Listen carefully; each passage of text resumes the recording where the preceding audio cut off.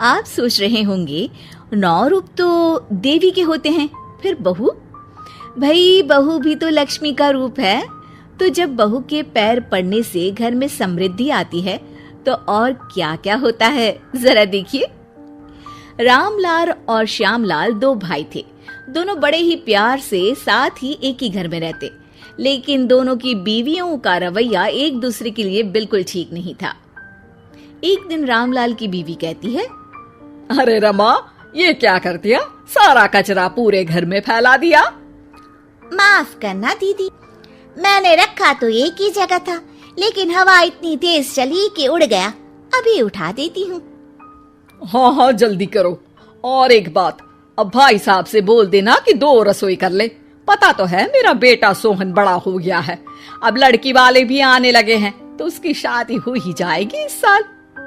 हाँ दीदी, मेरा बेटा विहान भी तो बड़ा हो गया है और उसकी भी तो शादी होनी है।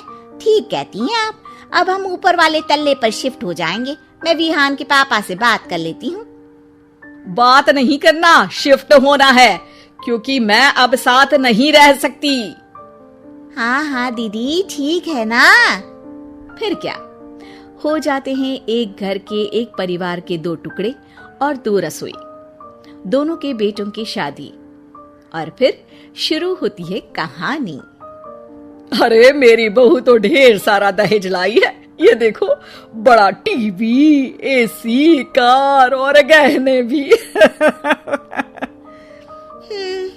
दीदी, ये तो बहुत अच्छा है, लेकिन है कहाँ आपकी बहू? अब वो सो रही है। थोड़ी रिजर्व टाइप की है ना, अपने ही कमरे में रहती है और ज्यादा बात भी नहीं करती। तभी रमा की बहू की आवाज आती है, माँ कहाँ है आप? जल्दी आइए, नाश्ता ठंडा हो रहा है और मुझे भी भूख लग रही है। आ रही हूँ बेटा, रुक। दीदी चलूं क्या? ये लड़की मेरे साथ ही बैठकर खाती है, वैसे भी भूख लगाई है। ये बोलकर वो चली जाती है। तभी श्यामा की बहू बाहर आती है और बाहर की ओर जाने लगती है। अरे बहू, कहीं जा रही हो क्या? क्या है माँ जी, बिना बात के ठोका मत करो। जा रही हूँ मैं। वैसे भी मेरे पापा ने कार घर में रखने को तो नहीं दी है ना। अरे नहीं बेटा, बिल्कुल घूमो घूमो। मैं तो कहती हूँ मुझे भी साथ लेकर जाया करो, साथ ही घुमा करेंगे। अरे नहीं, मैं आपके साथ बिल्कुल भी कंफर्टेबल नहीं हूँ। वैसे भी मैं शॉपिंग में जा रही हूँ, कहाँ आपको टांगती फिरूंगी। ये बोलकर श्यामा की बहू निकल जाती है। तभी उसके कान में ऊपर वाले तल्ले से हंसने की आवाज आती है। और ये कौन इतनी जोर जोर से हंस रहा है? ऊपर जाती है, जहां वो देखती है कि रमा और उसकी बहू साथ बैठकर बातें कर रही होती हैं। फिर तो मम्मी जी इतना मजा आया कि मैं क्या बताऊं। हाँ बहू, सुनने में ही हंसी नहीं रुक रही। तू तो वहां मौजूद थी। तभी दोनों की नजर श्यामा पर पड़ती है। अरे ताई जी आइए ना, आइए। वो उनके पैर छूती है और फिर चाय बनाकर लाती है। श्यामा अकड़कर कहती है, अरे नहीं, मैं चाय वाय नहीं पीती। बस हंसने की आवाज आ रही थी तो सोचा बता दूं कि टीवी की आवाज धीमी कर लो। अरे टीवी, वो देखो दीदी, धूल खा रहा है, वक्त ही नहीं मिलता देखने का। बहू के साथ वक्त कैसे बीत जाता है, इसकी बातें और किस्से कहानी किसी सीरियल से कम नहीं होते। श्यामा को खुशहाल रमा को देखकर जलन होती है। हाँ, मैं तो तंग आ जाती हूँ इतनी सारी बातें करके। मुझे तो सुकून पसंद है। ये कहकर श्यामा चली जाती है। अगले दिन रमा अपनी बहू के साथ घर से जा रही होती है कि तभी दरवाजे में श्यामा उन्हें टोकती है। अरे कहाँ जा रही हो दोनों? अरे देखिए ना दीदी, इसे शॉपिंग करने जाना था। मैंने कहा अकेली चली जा, तो कहने लगी मम्मी जी आप घर में अकेले बोर हो जाओगे ना, आप भी चलो हमारे साथ। अरे अब इस उम्र में तू कहाँ घूमेगी? अब देखते हैं दीदी, जहाँ ये लड़की घुमा दे। मेरी बहू भी कल गई थी कार चलाकर। हाँ। तभी रमा की बहू कहती है, ताई जी मुझे तो कार चलानी नहीं आती, लेकिन हाँ, इस सुहाने मौसम में मम्मी जी को स्कूटी की सैर करा देती हूँ। श्यामा का मुंह बंद हो जाता है। वो अपने कमरे में चली जाती है जहाँ उसकी बहू बैठकर अकेली टीवी देख रही होती है। बहू, तू भी कुछ बातें किया करना, मैं अकेले अकेले बोर हो जाती हूँ। तो क्या मैं यहाँ आपको एंटरटेन करने आई हूँ? देखिए मम्मी जी, मैं तो सिर्फ ये कहना चाहती हूँ कि ये टीवी मेरे पापा ने दी थी, तो ये टीवी कल तक मेरे कमरे में लग जानी चाहिए, समझिए आप। ये बोलकर वो वहां से चली जाती है। श्यामा सोच लेती है कि वो अब ये सारी बातें अपने बेटे को बताएगी। शाम को उसका बेटा जब घर आता है। अरे देख बेटा, तेरी बीवी सारा दिन अपने कमरे में रहती है, न बात करती है न चित। मैं बूढ़ी सारा दिन भूत की तरह अकेली घूमती रहती हूँ घर में। अरे माँ, मैं क्या बोलूं? मैंने कई बार उसे बोला कि सबके साथ उठा बैठा करो, हंसा बोला करो और मिलकर रहो, लेकिन वो कहती है कि उसका मन ही नहीं करता। अरे क्यों मन नहीं करता है? ऐसा क्या हो गया? माँ, तुझे याद है उसके पिता ने कार देने से मना कर दिया था। कहा था कि उनके पास पैसे नहीं है, साथ ही तेरे सामने हाथ भी जोड़ा था, लेकिन कैसे तूने उसके पिता के साथ बुरा व्यवहार किया था। उन्हें कहा था कि पैसे नहीं है तो किसी भिखारी से शादी कर दो अपनी बेटी की। हाँ बेटा, तभी तो आज दरवाजे पर इतनी लंबी कार खड़ी है। बस माँ, तो अब तू उस कार से ही बात कर और उससे मन लगा, क्योंकि पिता के आंखों का आंसू आपकी बहू के दिल तक उतर चुका है और आपकी इज्जत उसकी नजर में। अब श्यामा को समझ आता है कि कुछ निर्जीव चीजों से घर भरने से अच्छा है कि सजीव चीजों से जिंदगी भरी जाए।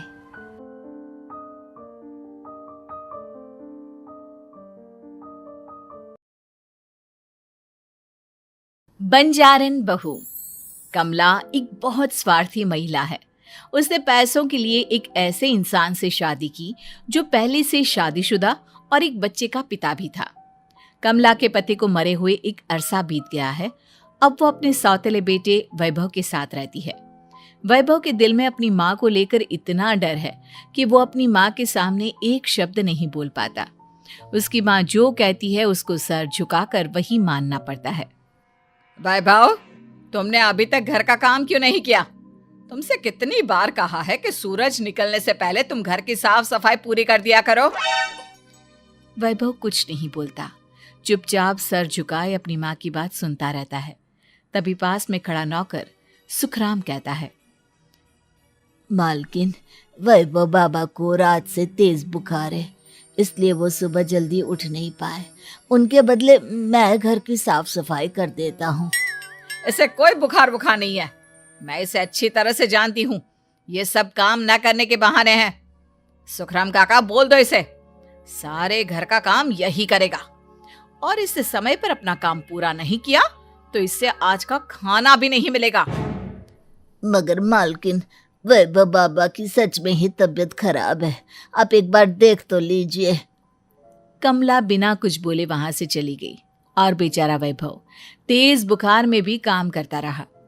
कमला वैभव की शादी एक ऐसी लड़की से कराना चाहती थी जो अनपढ़ हो, और कमला से इसी तरह डरे जिस तरह वैभव डरता है, ताकि वैभव की सारी जायदाद और धन दौलत उसकी मुट्ठी में रहे। लेकिन आज के जमाने में ऐसी लड़की मिलना मुश्किल है। कमला कार में यही सब कुछ सोचती जा रही थी कि तभी रास्ते में, अरे ड्राइवर, तुमने कार क्यों रोक दी? और ये इतना शोर कैसा? मैडम, आगे कुछ बंजारों का खेल चल रहा है, इसलिए भीड़ लगी है। मैं अभी भीड़ को साइड में करवाकर कार निकालता हूँ। ड्राइवर भीड़ को साइड करके कार निकालने की कोशिश करने लगा कि तभी कमला की नजर रस्सी पर चल रही एक फुलवा नाम की बंजारन पर पड़ी। क्यों ना मैं इस बंजारन की शादी वैभव से करा दूं? ये तो अनपढ़ लग रही है, मेरे पैरों तले दबकर भी रहेगी। मुझे अभी इसके माँ बाप से बात करनी होगी। ये सोचकर कमला ने उन बंजारों से बात की और उन्हें शाम को अपने घर बुलाया। फुलवा के माता पिता वहां उसे लेकर आ गए। उन्होंने इतना आलीशान घर पहले कभी नहीं देखा था। अच्छा हुआ आप लोग आ गए। देखिए, मुझे घुमा फिरा कर बात करने की आदत नहीं है, इसलिए सीधे सीधे मुद्दे पर आती हूँ। मुझे आपकी बेटी बहुत पसंद है। मैं अपने इकलौते बेटे की शादी आपकी बेटी फुलवा से कराना चाहती हूँ। इसके बदले में आप जो चाहो वो ले सकती हैं। तभी फुलवा की माँ कहती है, ये क्या कह रही है मैम साहब, कहीं आप हमारी गरीबी का मजाक तो नहीं उड़ा रही ना? आप मेरे बेटे से मिल लो। अगर आपको मेरा बेटा पसंद आता है तो मैं कल से ही शादी की तैयारी शुरू कर दूंगी। सुखराम, सुखराम, वैभव को लेकर आओ। फुलवा अपनी माँ के कान में फुसफुसाती है। माँ, कहीं इस मेम साहब का छोरा पागल तो ना है? फुलवा अपनी माँ से बात कर रही होती है कि वैभव वहां आता है। फुलवा उसे देखती ही रह जाती है और उसके माता पिता उसकी शादी तय कर देते हैं। शादी वाले दिन किसी को फुलवा और वैभव की बेमेल विवाह की बात समझ में नहीं आती। फिर भी एक औरत कमला से पूछ ही लेती है, कमला जी, आपने अपने इकलौते बेटे की शादी देहाती गवार से क्यों करा दी? ये बंजारन आपके घर की बहू बनने लायक तो नहीं है। कम से कम अपने स्टेटस का ही ख्याल कर लिया होता। बहू तो अपने टक्कर की लाती, आपने तो बंजारन को ही बहू बना लिया। अब कमला को समझ में नहीं आ रहा था कि इस बात का क्या जवाब दे। वो कुछ देर चुप रही और सोच समझ कर कहती है, बहन जी, आपको तो पता है आजकल के बच्चे किसी की बात कहाँ सुनते हैं। मैं तो अपनी बहू एक पढ़ी लिखी और अपनी सोसाइटी की ही ढूंढ रही थी। लेकिन मेरे बेटे ने मेरे सामने इस बंजारन को लाकर खड़ा कर दिया। बोला कि मैं शादी करूंगा तो इसी से। अब भला मैं क्या करती, मुझे अपने बेटे के सामने झुकना ही पड़ा। कमला की ये बातें सुखराम भी सुन रहा था। उसने ये सारी बातें वैभव को जाकर बता दी। काका, मैं तो फुलवा को जानता भी नहीं, फिर माँ मेरे बारे में झूठ क्यों कह रही है? अरे बेटा, तुम कितने भोले हो, तुम्हें कुछ भी नहीं पता। तुम्हारे पिता अपनी सारी संपत्ति तुम्हारे नाम करके गए हैं। तुम्हारी माँ नहीं चाहती कि ये संपत्ति तुम्हें मिले, इसलिए उन्होंने तुम्हारी अनपढ़ लड़की से शादी करवाई ताकि तुम्हारी तरह वो भी अपने हक के लिए आवाज ना उठा सके। सुखराम काका, मैं क्या करूं, आप ही बताओ। माँ के सामने आते ही मेरे हाथ पैर कांपने लगते हैं। मैं माँ को कुछ भी नहीं कह पाता।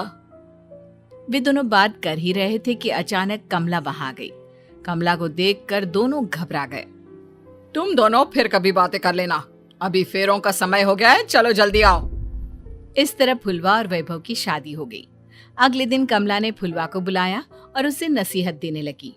देख बंजारन, तुझे मैंने अपनी बहू बना तो लिया है, लेकिन तुझे इस घर में आँख कान मुंह बंद करके रहना होगा। घर का काम कर और अपने पति से मतलब रख, समझी? कमला का ऐसा रवैया फुलवा को बिल्कुल समझ में नहीं आया। उसने वैभव से इस बारे में बात की। सुनिए ना, माँ जी ने जिस तरह मुझसे बात की मुझे अच्छा नहीं लगा। शादी से पहले तो वो मुझसे बहुत अच्छे से बात कर रही थी, लेकिन शादी के बाद उन्हें क्या हो गया? तुम ज्यादा मत सोचो, जैसा माँ कहती है वैसा ही करो। ये कहकर वैभव वहां से चला गया। अगले दिन वैभव को घर के नौकरों की तरह काम करता देख फुलवा को बहुत हैरानी हुई।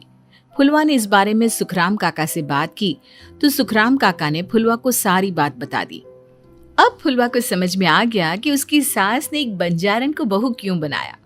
एक दिन वैभव घर का काम कर रहा था, तभी उससे कांच की प्लेट टूट गई।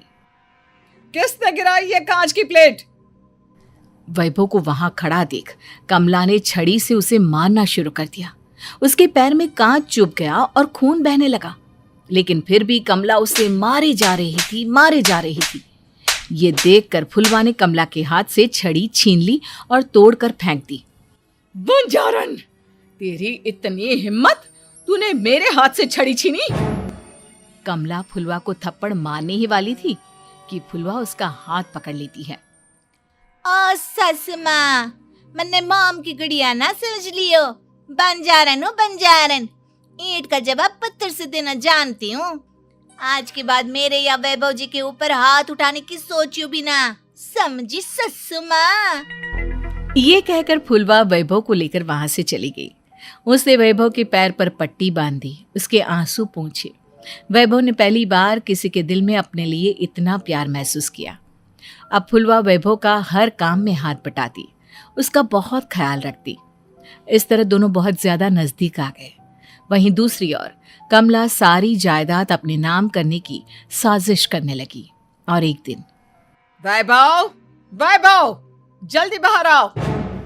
कमला की आवाज सुनकर वैभव और फुलवा अपने कमरे से बाहर आ गए। जी माँ, आपने बुलाया?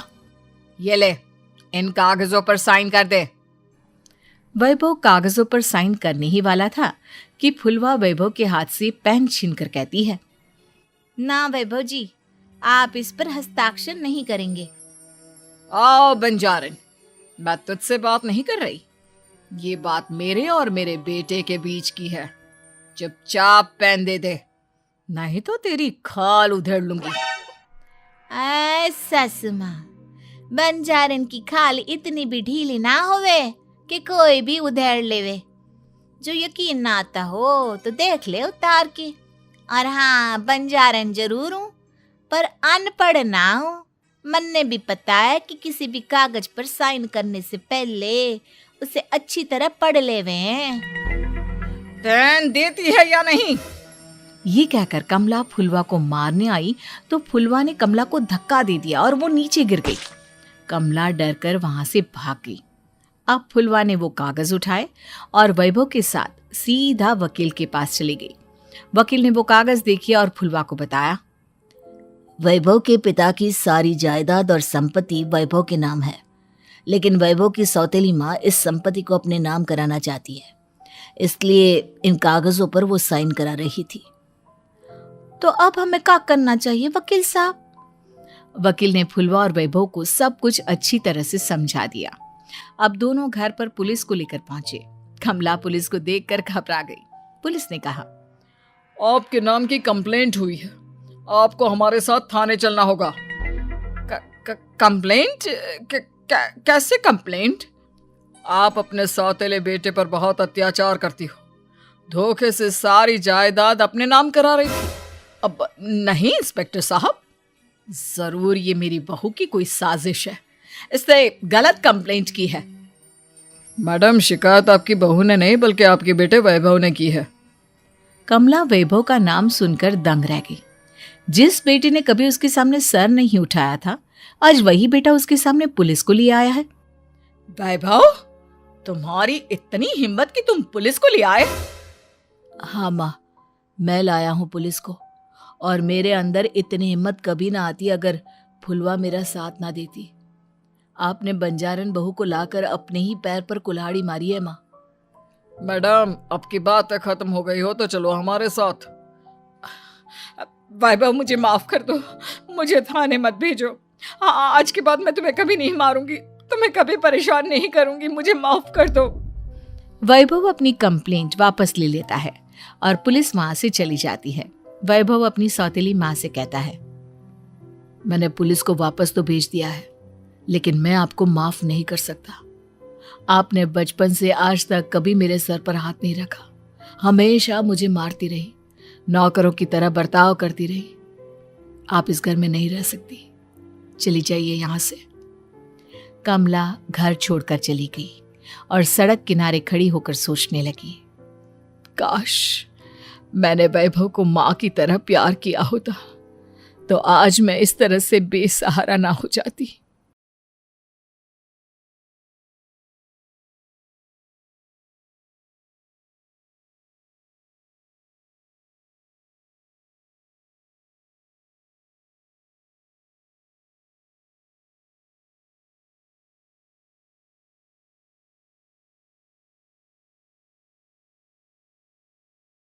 नाटी दुल्हन। मयंक की बीवी नेहा की हाइट बहुत ही कम थी। वो इतनी नाटी थी कि लोग उसका कई बार मजाक बना देते। अरे नेहा, तेरे लिए तो मुझे किचन में टेबल रखना पड़ेगा। माँ जी, इतनी भी नाटी नहीं हूँ मैं, और हाँ, हिल्स पहनकर तो बिल्कुल आपके बराबर आ जाती हूँ। अरे तेरे पापा ने महंगी कार का लालच दे दिया, वरना तो मेरे बेटे के लिए लंबी लंबी लड़कियों की लाइन लगी थी। क्या बताऊं तुझे, कटरीना फैल थी उनके सामने। पर माँ जी, आपका मयंक भी तो हाइट में कौन सा अभिषेक बच्चन की तरह है जो कटरीना मिल जाती। वैसे भी मेरी और इनकी जोड़ी तो राम सीता की जोड़ी है, राम सीता की। एक दिन सभी खाना खा रहे होते हैं। तभी माँ, दाल बहुत अच्छी बनी है, जरा और देना। रुको जी, मैं लेकर आती हूँ, किचन में है, वैसे भी मैं खड़ी ही हूँ। ये सुनकर सास हंसने लगती है। तुम खड़ी हो या बैठी, एक जैसी ही लगती हो। बस कीजिए जी, अभी हिल्स नहीं पहनी है, वैसे भी हिल्स पहनती हूँ तो आपके बराबर ही लगती हूँ। एक दिन नेहा सब्जी लेने बाहर निकलती है तो पड़ोसन कहती है, अरे देखो देखो कितनी नाटी है, मयंक तो दिखने में अच्छा है, हाइट भी ठीक ठाक है, फिर क्या जरूरत थी ऐसी नाटी बहू लाने की। दहेज बहन दहेज, अंधे हो गए थे पैसों के पीछे, अब करे जगह साई। दोनों की बात नेहा सुन लेती है और उसे बहुत गुस्सा आ जाता है। आंटी जी एक बात बताओ, मेरे पापा के पास पैसे हैं, उनको अच्छी लड़की की तलाश थी, ये पसंद आए और शादी हो गई, इसमें मेरा क्या कसूर है जो आप लोग मुझे सुना रही हैं? अरे नहीं नहीं नेहा, हम तो तेरी सास की बात कर रहे थे कि कितनी लालची औरत है। देखिए वो लालची नहीं है, हाँ उनकी कुछ शौक है जो वो अपने बेटे से पूरा करवाना चाहती है, और देखा जाए तो उसमें उनकी गलती भी क्या है भला। अगर इन्होंने मुझसे शादी की है तो ज़रूर कुछ न कुछ तो अच्छाई नज़र आई होगी ना। और अब ना तो मैं आपकी बहू हूँ और ना ही आपके रिश्तेदारों को मुझसे मिलना है, फिर ये बात समझ नहीं आई कि आप इतना परेशान क्यों हो रही हैं। ये बोलकर नेहा वहाँ से निकल जाती है। नेहा चलो तैयार हो जाओ, हम लोगों को एक पार्टी में जाना है। नेहा तैयार होकर पार्टी में जाती है जहाँ मयंक का दोस्त उससे कहता है, अरे मयंक तू लकी है यार, तेरी बीवी की हाइट इतनी कम है कि तुझे बच्चे की जरूरत ही नहीं है, भाभी ही बच्ची जैसी है। और मयंक, मेरी बीवी इतनी कम हाइट की हो ना तो मैं तो घर से बाहर ही ना निकलूं, कहीं फुदक कर चली गई तो लेने के देने पड़ जाएंगे। सभी नेहा पर हंसने लगते हैं। तभी पार्टी की जगह पर आग लग जाती है। अरे भागो यहाँ से, जल्दी करो, निकलो यहाँ से। अरे लेकिन बाहर के दरवाजे पर ही आग है, अब कैसे बाहर निकलेंगे, कोई रास्ता भी नहीं है। अरे रास्ता है ना, अगर कोई इस खिड़की से बाहर निकलकर अगर सामने के दरवाजे में आग को बुझा दे तो सब निकल सकते हैं। तभी नेहा उस छोटे से जरोखे से बाहर निकलकर आग को बुझा देती है। अरे वाह, भाभी जी ने तो आज हम सबको बचा लिया। वाह भाई वाह, बीवी हो तो ऐसी, अपने पति ही नहीं बल्कि यहाँ मौजूद सभी की जान बचा ली है इसने। भाई मयंक, माफ कर देना, तेरी बीवी तो सच में कमाल है। मुझे ये बात पता है और मुझे मेरी बीवी पर गर्व है। नेहा मुस्कुराकर अपने पति की तरफ देखती है। कुछ दिनों बाद जब नेहा और उसकी सास मार्केट जाती है, वहां पर, अरे भैया ये कपड़ा तो देना, कितने का पड़ेगा? माता जी ये तो बहुत महंगा कपड़ा है, लेकिन अब बस सिर्फ 2 मीटर ही बचा है, मेरे तो किसी काम का है नहीं ये टुकड़ा, तो आप 100 रुपया ही दे दीजिए। अरे भैया तो मैं क्या करूंगी इस टुकड़े का, लेकिन वैसे है बड़ा ही सुंदर। तभी नेहा बोल पड़ती है, इसमें तो मेरी पूरी ड्रेस बन जाएगी। ये कहकर वो कपड़ा ले लेती है। अगले दिन नेहा वो ड्रेस पहनकर सास के सामने आती है। अरे वाह नेहा, ये ड्रेस तो बहुत ही सुंदर लग रही है, बड़ी महंगी होगी ना? अरे कपड़ा तो मैंने ही पसंद किया था, बस पूरा नहीं था तो इसने ले लिया। सिर्फ 200 रुपये की ड्रेस है ये पूरी। देखो माँ जी, नाटी होने का भी कम फायदा नहीं है। जैसे तैसे दिन कट रहे थे। सास और पड़ोसियों के मजाक बनाने का सिलसिला चल ही रहा था कि एक दिन मोहल्ले से जोर जोर से आवाज आती है, हाय रे मैं मर गई, भगवान मैं क्या करूं। अरे क्या हुआ? देखते हैं तो सभी एक हॉल के सामने भीड़ लगाकर खड़े हैं। मेरा बेटा प्रिंस गड्ढे में गिर गया है। पड़ोसन जोर जोर से रोने लगती है कि तभी वहां नेहा आ जाती है। रोइए मत, मैं प्रिंस को लेकर आती हूँ। ये बोलकर नाटी सी पतली सी नेहा गड्ढे में घुसकर बच्चे को बाहर ले आती है। अब क्या था, एक बार फिर नेहा के लिए पूरा मोहल्ला तालियां बजाता है। मुझे माफ कर दो नेहा, मैंने तुम्हारी हाइट का कितना मजाक उड़ाया था। कोई बात नहीं मौसी, प्रिंस ठीक है, ये बात है। अब वो दिन आता है जब सास नेहा की तारीफ करती है। वाह बहू वाह, तेरी तारीफें सुन सुनकर तो मैं खुश हो गई। आज तो तूने ये साबित कर दिया कि समाज में इंसान अपने रंग रूप और लंबाई चौड़ाई से नहीं बल्कि साहस और हौसले से काबिल कहलाता है। मुझे माफ कर देना बेटा।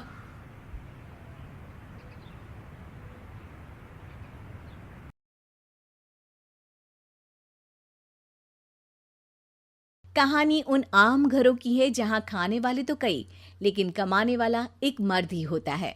बावजूद इसके उससे उम्मीदें कम नहीं होती।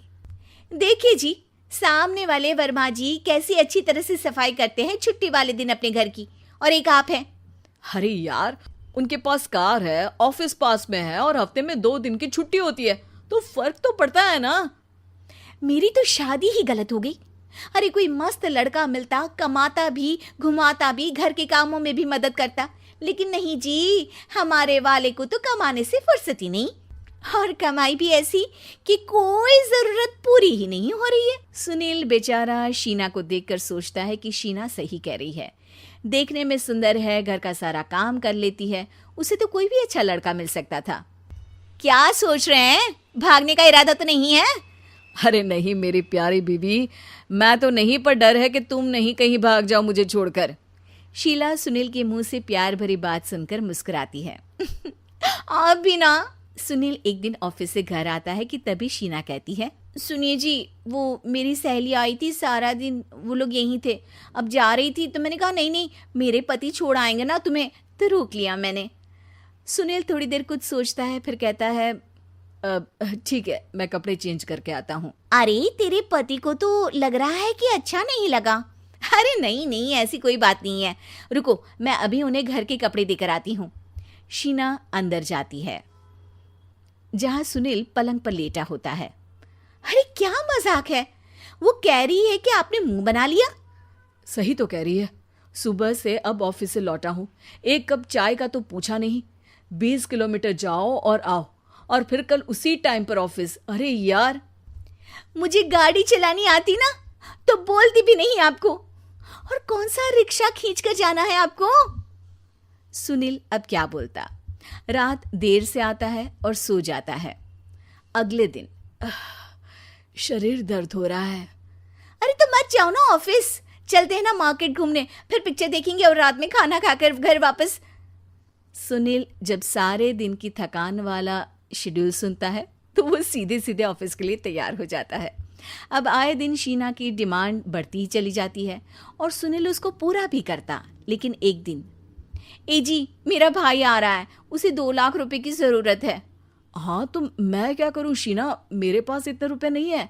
हाँ हाँ पता है नहीं है, लेकिन किसी से लेकर तो दे सकते हो ना। अरे मैं किससे मांगू, मेरे तो जानने में भी कोई नहीं है जिसके पास इतनी बड़ी रकम हो। तभी वहां शीना का भाई शीनू आ जाता है। जीजा जी कैसे हैं आप? अब मैं ठीक हूँ शीनू, अचानक इतनी बड़ी रकम की जरूरत कैसे पड़ गई? अरे जीजा जी, वो बिजनेस शुरू किया ना, तो उसके लिए पैसे की जरूरत है। काफी हो चुका है, थोड़ा पैसा बचता है तो मैंने सोचा आपसे ले लूं। अब देखो, मेरे ऑफिस में कुछ लोग हैं जिनकी सेविंग अच्छी है, मैं उन लोगों से बात करके देखता हूँ। सुनील ऑफिस से किसी से पैसे लेकर शीना को दे देता है। शीना वो पैसा भाई को दे देती है। 2 महीने बाद, अरे यार शीना, वो ऑफिस वाला आदमी अपने पैसे मांग रहा है, कैसे दूं? अपने भाई से बोलो ना पैसे दे दे। अरे हाँ हाँ दे देगा, कहाँ भागा जा रहा है, आप उनको बोल दो कि दे देंगे। थोड़े दिन बाद, शीना वो आदमी मुझसे आज भी पैसे मांग रहा था यार, मैं तंग आ गया हूँ। ऑफिस जाते ही सामने उसका चेहरा दिखता है, क्या बोलूँ, बार बार पैसे मांगता है। अच्छा मैं शीनू को फ़ोन लगाती हूँ, बात करके देखती हूँ। शीना भाई को फ़ोन करती है लेकिन वो फ़ोन उठाता ही नहीं। लगता है भाई कहीं ऐसी जगह है जहाँ नेटवर्क की समस्या होगी। सुनील अगले दिन दोपहर को ही घर आ जाता है। उसका चेहरा उतरा और परेशान सा होता है। वो रोने लगता है। अरे क्या हुआ जी, आप इतना परेशान क्यों हैं? सब ठीक तो है ना? अरे नहीं शीना, कुछ ठीक नहीं है, मैं ठीक नहीं हूँ। तुम्हारे भाई के लिए मैंने जो पैसे लिए थे, उस आदमी ने आज भरे ऑफिस में सबके सामने मेरी बेइज्जती कर दी। सबके सामने आज मैं कर्जदार बनकर खड़ा था। मैंने हर वो प्रयास किया घर चलाने के लिए जो मैं कर सकता था, लेकिन अब नहीं होगा। वो फिर रोने लगता है। अरे आप तो औरतों की तरह रो रहे हैं, मर्द हैं आप। क्यों? आदमी के सीने में दिल नहीं होता, या फिर वो इंसान नहीं मशीन होता है? अरे मैं थक चुका हूँ शीना, तुम समझती क्यों नहीं? मैं भी शारीरिक और मानसिक रूप से थकता हूँ। मैं भी आराम करना चाहता हूँ, सुकून चाहता हूँ। मैं अब कुछ नहीं कर सकता। कुछ नहीं। वो बैठ जाता है। शीना पति को हैरान परेशान देखकर चुप हो जाती है। अगले दिन, सुनिए, ये लीजिए 2 लाख रुपये, उस आदमी को दे दीजिए और बोल दीजिए कि आज के बाद किसी को पैसे के लिए बेइज्जत ना करे। सुनील पैसे देखकर राहत की सांस लेता है। अरे शीना, तुमने तो मेरा बहुत बड़ा काम कर दिया। अब मैं शान से ऑफिस जा सकता हूँ। लेकिन ये पैसे आए कहाँ से? ये पैसे मैंने अपने गहनों को गिरवी रख कर लिया है। तुम ठीक रहो, निश्चिंत रहो, मैं बस यही चाहती हूँ। मुझे माफ़ करना, पर अब मैं समझ चुकी हूँ कि मर्द को भी दर्द होता है। चाहिए। दोस्तों, हमें उम्मीद है कि आपको हमारी ये कहानी पसंद आई होगी। कृपया हमारे चैनल को सब्सक्राइब करें और सभी अपडेट्स के लिए बेल आइकन जरूर दबाएं। और हाँ, वीडियो लाइक और शेयर करना मत। कहानी एक ऐसे घर से जहां शादी का माहौल है, लेकिन टेंशन और शांति इतनी कि शादी का घर किसी जंग के मैदान जैसा दिख रहा था। अरे जैसा मर्जी डेकोरेशन कर दो, पैसों की चिंता मत करो। इतना पैसा जब लड़के वालों को दे दिया तो फूल वालों को देने में मुझे क्या दिक्कत है? अरे धीरे बोलो ना, साफ लग रहा है कि फ्रस्ट्रेटेड हो। अरे तुम तो चुप ही रहो। एक बेटी संभाल नहीं पाई। सारा दिन मैं काम पर जाता था, सोचता था घर पर बच्चों को अच्छे से संस्कार मिल रहे होंगे, लेकिन नहीं, मैडम को तो अपनी किटी और फैशन से फुर्सत मिले तब ना। माँ चुपचाप वहां से चली जाती है। समझ में नहीं आता कि आखिर शर्मा खानदान में हो क्या रहा है। कल तक चिड़िया सी फुदकने वाली शीना की शादी यूं अचानक एक मोटे काले लड़के से क्यों हो रही है? शीना कमरे में हाथ में गुड़िया लिए बोलती है, मेरे साथ जो हो रहा है ठीक हो रहा है। तुम तो सब जानती हो, साहिल मेरे लिए भगवान है। अब जब वो ही नहीं मिला तो फिर कोई भी हो, जिंदगी ही तो जीनी है, जी लेंगे। बाहर शीना की बुआ किसी से बात करती है। अरे मोटा नहीं, उसे तो खाते पीते घर का कहते हैं। अब ओबेरॉय का नाम भी किसी को बताने वाली बात है। उनका इकलौता लड़का तो करोड़ों की सामी तो है ही। अरे हमारी शीना बिटिया तो रानी बनेगी, रानी।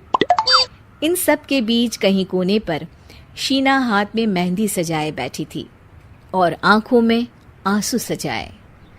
और वो समय भी आ जाता है जब शीना मंडप के नीचे हाथ में वरमाला लिए खड़ी होती है, लेकिन तभी अफरा तफरी मच जाती है।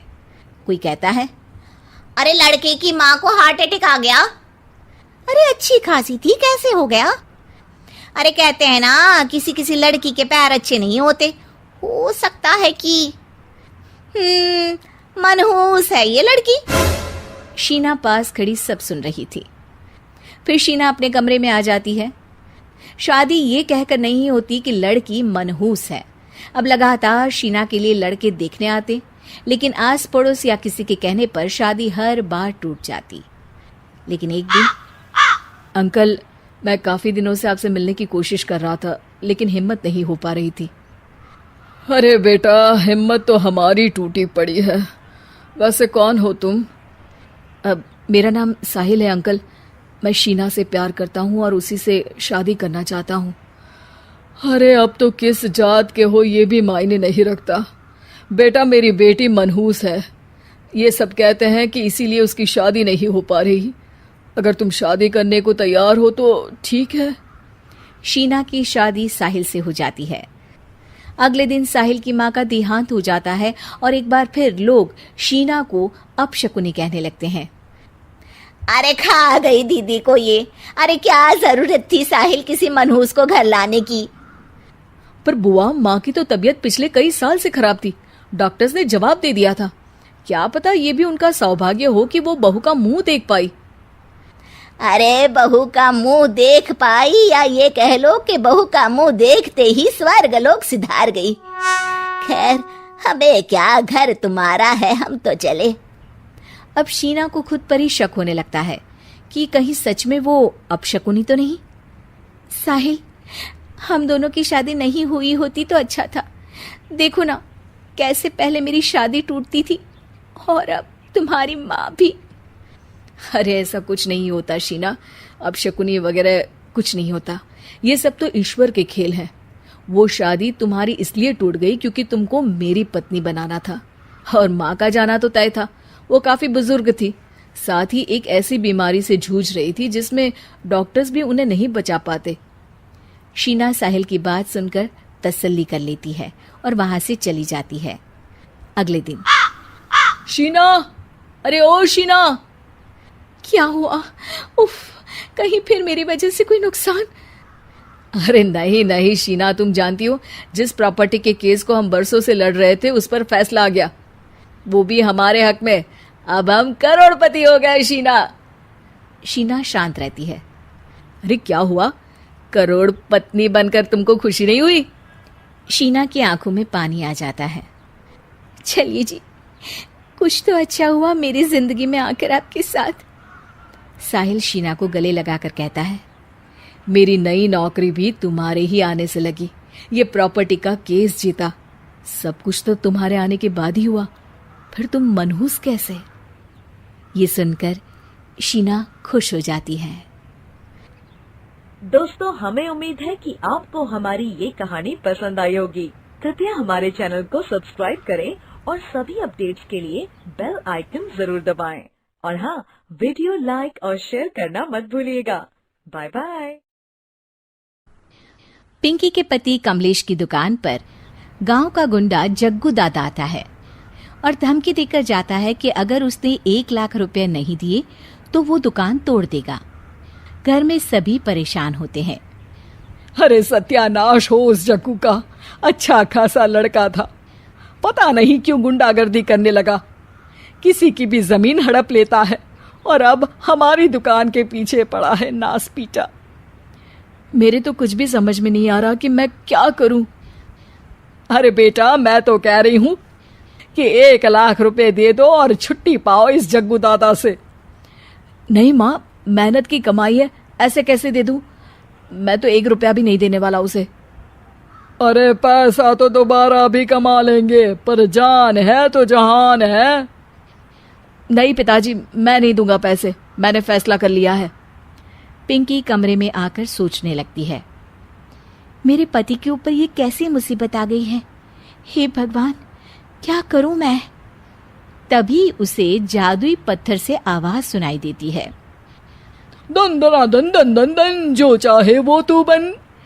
अरे हाँ, मैं भी कितनी भुलक्कड़ हूँ, मेरे पास तो जादुई पत्थर है, पर मैं क्या करूँ? जग्गू दादा तो बहुत बड़ा गुंडा है, उसका सामना मैं कैसे कर पाऊंगी? पर मुझे ये करना ही होगा। पिंकी प्लान बनाती है और उसे एक आइडिया आता है और वो आइडिया वो सबको बताती है। सुनिए, मेरे पास एक प्लान है, आप जग्गू दादा को पैसे देकर उन्हें घर पर खाने पर बुलाइए। सब ये सुनकर दंग रह जाते हैं। लो और सुनो, अरे वो तुम्हारे दूर के चाचा नहीं है जिसको खाने पर बुलाया जाए। जग्गू दादा है इस गांव में सबसे अमीर और 1 नंबर का गुंडा। ओफो सासू माँ, मैं जो कह रही हूँ वो करके तो देखिए। मैं आपको यकीन दिलाती हूँ कि कल के बाद जग्गू दादा हमें कभी परेशान नहीं करेगा। पिंकी के कहने पर कमलेश जग्गू दादा को रुपए देता है और उसे अपने घर खाने पर बुलाता है। अरे भाई, मानना पड़ेगा कमलेश, काफी तरक्की कर लिया तुमने। 1 लाख रुपए तो बड़ा ही कम डोनेशन था। जग्गू दादा सोफे पर बैठता है और सबसे मिलने लगता है। अरे भाई, लता मौसी ठीक तो हो ना? सुना है घुटने में बहुत दर्द रहता है। हाँ बेटा, पर तुझे कैसे पता चला? अरे जग्गू दादा सारे गांव की खोज खबर रखता है, और वैसे भी मेरी माँ और आप तो बचपन की सहेलियां थी ना, तो आप तो हमारी मौसी हुई। मौसी कहकर 1 लाख रुपए का चूना लगा रहा है कमबख्त। तभी बेल बजती है और कमलेश दरवाजा खोलता है तो सब दंग रह जाते हैं। अरे एमपी साहब, आप आइए आइए, आप कमलेश को कैसे जानते हैं? अरे भाई, कमलेश हमारे बड़े ही अच्छे मित्र हैं और मैंने सुना है कि आप इनकी दुकान हड़पना चाहते हैं, इनसे चंदा भी मांगते हैं आप। अरे एमपी जी, वो तो बस थोड़ा धंधे में मंदी चल रही थी तो गांव वालों से थोड़ी मदद मांग ली। देखो जग्गू दादा, होंगे दादा तुम अपने घर के, ये हमारे पहचान के लोग हैं, इनके साथ तुमने कुछ भी उल्टा सीधा किया तो सीधा जेल में डाल देंगे, समझे? फिर वहां बाकी कैदियों से चंदा मांगते फिरोगे क्या? जग्गू घबरा जाता है और वहां से जाने लगता है। जी जी एमपी जी, समझ गए, हम चलते हैं, हमें माफ कर दो कमलेश बाबू। अरे बेटा, खाना तो खा लेता। अरे जग्गू। जग्गू दादा को भागता देख एमपी के रूप में बदली पिंकी हंसने लगती है और सब एमपी के पास आते हैं और उनका धन्यवाद करते हैं। आपको कैसे पता चला एमपी साहब कि जग्गू हमें परेशान कर रहा था? आपकी बहू पिंकी है ना, बड़ी ही समझदार है, वो मेरे ऑफिस आई और मुझसे मदद मांगी। क्या पिंकी ने यह सब किया? पिंकी अपने रूप में वापस आ रही होती है। अच्छा, मैं चलता हूँ, मेरा मतलब है। अरे ऐसे कैसे, आप बिना खाना खाए नहीं जा सकते, आइए आइए। नहीं, फिर कभी मुझे जाने दीजिए। पिंकी भागती है। अरे इन्हें किस बात की जल्दी थी? लगता है कोई इम्पोर्टेंट मीटिंग होगी माँ। हाँ भाई, बड़े लोग हैं, दिन में कुछ ना कुछ चलता ही रहता है, लेकिन भगवान का शुक्र है कि आज बहू की वजह से सब सही हो गया। पर बहू है कहाँ? पिंकी घर से दूर भागते भागते अपने रूप में वापस आ जाती है। उफ, बाल बाल बच गई आज तो।